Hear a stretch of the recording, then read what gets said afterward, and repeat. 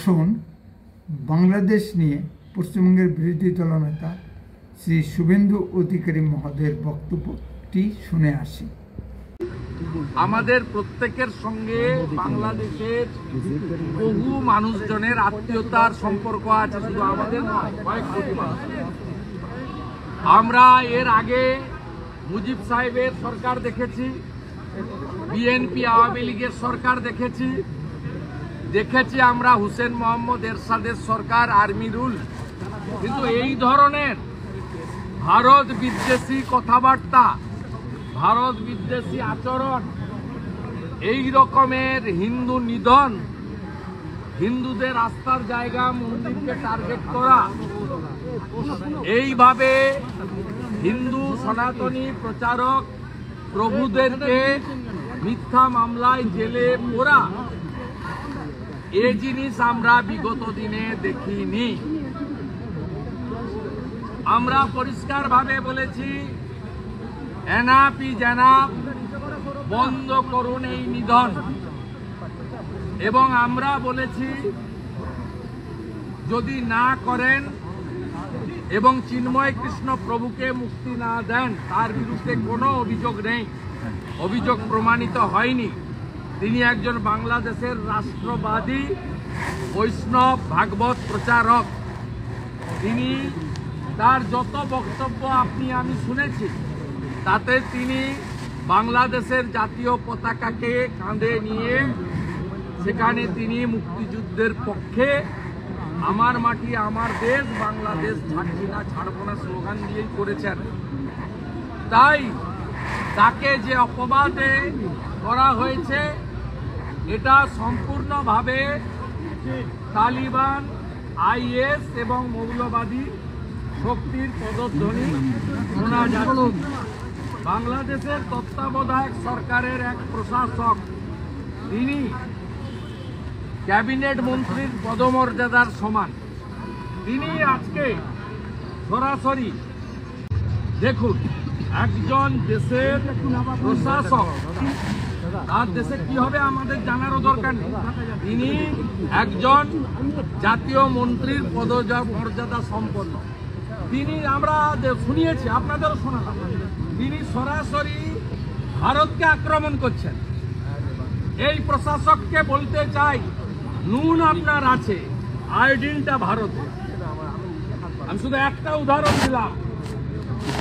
আমি এখান থেকে দাবি করছি, ভিসা 100% স্টপ করুন।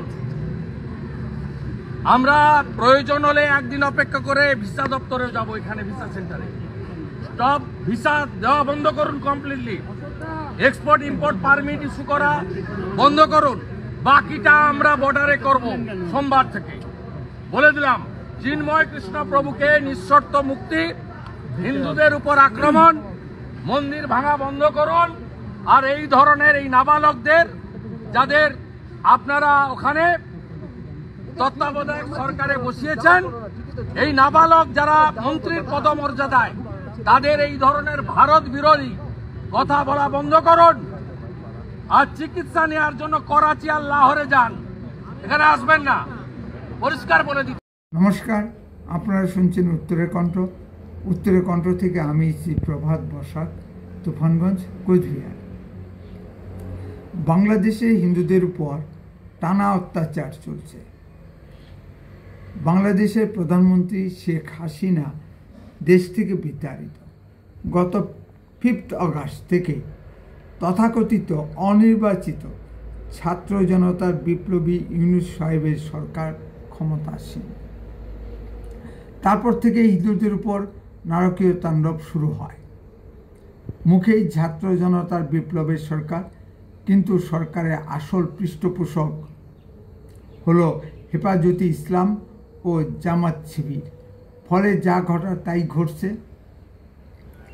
জামাত শিবিরের সমর্থকদের দীর্ঘদিনের মনোবাসনা ছিল 71 মুক্তিযুদ্ধের সময় যেভাবে হিন্দুদের উপর অত্যাচার চালিয়েছিল তাই ঘটানোর।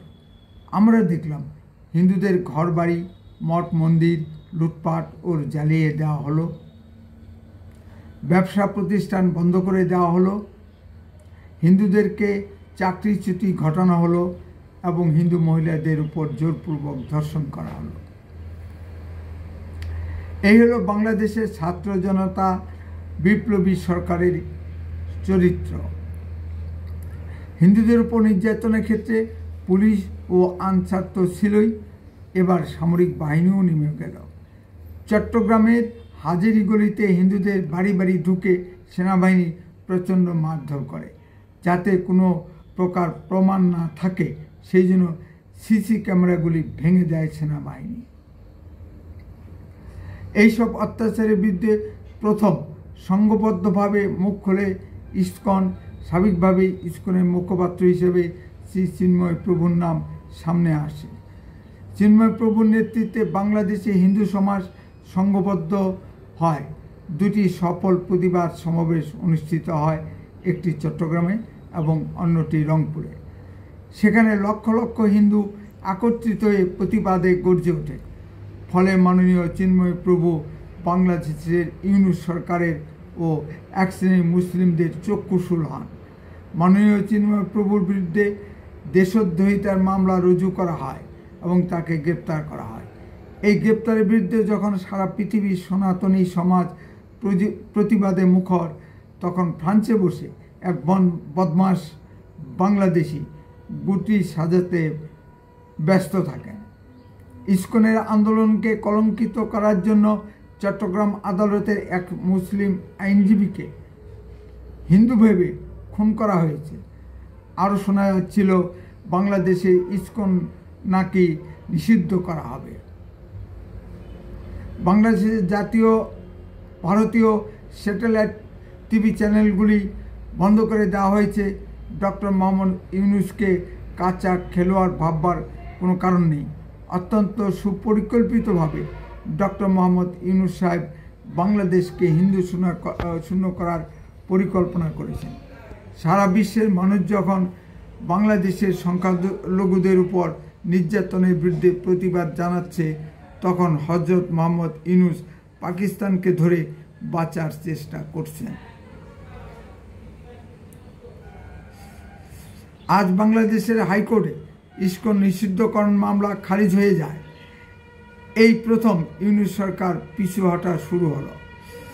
ভারতের লৌহমানবী শ্রীমতী ইন্দিরা গান্ধী যে সাহসিকতার সহিত বাংলাদেশ ইস্যুটি সামলেছেন, মাননীয় মোদিজির কোথায় যেন তার অভাব দেখা যাচ্ছে। ইউনূস সাহেব অনেক পরিকল্পনা করেই ভারতের সহিত দ্বন্দ্বে নেমেছে। বাংলাদেশের অনেক বুদ্ধিজীবী ও ইউটিউবারগণ ভারতের বিরুদ্ধে বিশুদ্ধারে নেমেছে। মার্কিন প্রবাসী ইউটিউবার ইলিয়াস হোসেন, ফ্রান্স প্রবাসী ইউটিউবার বদমাশ ও ব্যাংক ডাকাত পিনাকি ভট্টাচার্য, সাংবাদিক জাহিদুল হক ও নাবালক সমন্বয়গণ কথায় কথায় যেন ভারতের বিরুদ্ধে যুদ্ধ ঘোষণা করেছে। দেখতে হবে বাংলাদেশের বদমাশগণ যেন ভারতকে ট্রানজিট করে পালাতে না পারে। এক বাংলাদেশি বদমাশ ও ব্যাংক ডাকাত ডক্টর পিনাকি ভট্টাচার্য ভারতকে ট্রানজিট করে ফ্রান্সে পালিয়েছে। এসব ক্ষেত্রে ভারতকে কড়া পদক্ষেপ গ্রহণ করতে হবে। ভারতকে কড়া হাতে এর মোকাবেলা করতে হবে। প্রয়োজনে সামরিক হস্তক্ষেপ করতে হবে। এখনই বাংলাদেশের বিষধার ভেঙে দিতে হবে। প্রয়োজনে বাংলাদেশকে ভেঙে সংখ্যালঘুদের জন্য আলাদা আবাস ভূমি তৈরি করে দিতে হবে। যেভাবে বিশ্ব জনমত বাংলাদেশের ইউনূস সরকারের বিরুদ্ধে গেছে, লোহা গরম থাকতে থাকতেই আঘাত হানতে হবে। কখনো তারা ভারতের পণ্য বয়কট করছে, কথায় কথায় হিন্দুদেরকে দেশ থেকে তাড়িয়ে দিচ্ছে। ভারতেরও উচিত বাংলাদেশে সব ধরনের পণ্যের আমদানি রপ্তানি বন্ধ করে দেওয়া।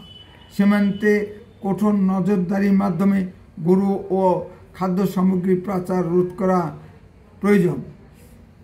কারণ সীমান্তগুলিতে বাংলাদেশি অনুপ্রবেশকারী মুসলিমরা ঘাপটি মেরে বসে আছে। এরাই বিভিন্ন পাচার সংক্রান্ত নানা অপকর্মে লিপ্ত। কঠোর পদক্ষেপ নিয়ে এদের কঠোর হস্তে দমন করতে হবে। মাননীয় শুভেন্দু অধিকারী দাবি করে তুলেছেন সমস্ত বাংলাদেশিদের চিকিৎসা ভিসা বন্ধ করে দেয়। বাংলাদেশে চিকিৎসার জন্য ভারতে আসার দরকার নেই, তারা চিকিৎসার জন্য পাকিস্তানের লাহোর, করাচি যান।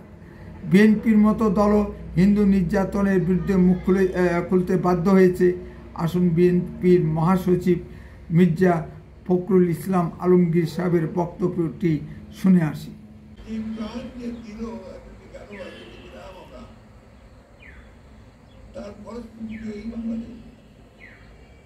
আমরা এটাই দেখতে চেয়েছি যে 3 মাস হয়নি, এখনই রাস্তায় রাস্তায় লড়াই শুরু হয়েছে।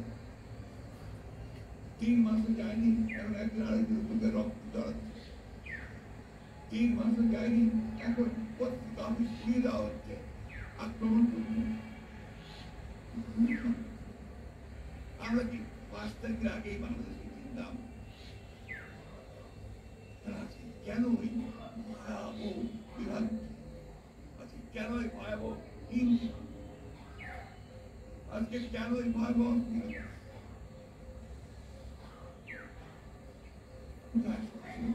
আমি 3টে মাস হয়নি, এখন এই 3টে মাসের মধ্যেই আমাদের সেই আসল চেহারা বেরিয়ে আসছে। ভিখারি পাকিস্তানে দুটি খবর দিয়ে প্রতিবেদনটি শেষ করছি। বিভিন্ন দাবিতে ইমরান খানের স্ত্রী শ্রীমতী বুশরা খানের নেতৃত্বে লক্ষ লক্ষ পাকিস্তানি ইসলামাবাদের দিকে লং মার্চ শুরু করেছে। নামাজরত অবস্থায় এক পাকিস্তানিকে সেনাবাহিনী লাথি মেরে ছাদ থেকে ফেলে মেরে দিয়েছে। ভারতীয় মুসলিমদের একটু ভাবার জন্য অনুরোধ করছি। উত্তরের কণ্ঠ সর্বদা বাস্তব ও সত্য কথা বলে। আরও এই ধরনের ভিডিও পেতে দয়া করে এখনই চ্যানেলটিকে সাবস্ক্রাইব করুন। আপনার মূল্যবান মতামত কমেন্টে লিখুন। বেশি বেশি করে লাইক শেয়ার করে সবাইকে দেখার সুযোগ করে দিন। উত্তরের কণ্ঠ দেশের কথা বলে, দশের কথা বলে। আপনারা চোখ রাখুন উত্তরের কণ্ঠের পর্দায়।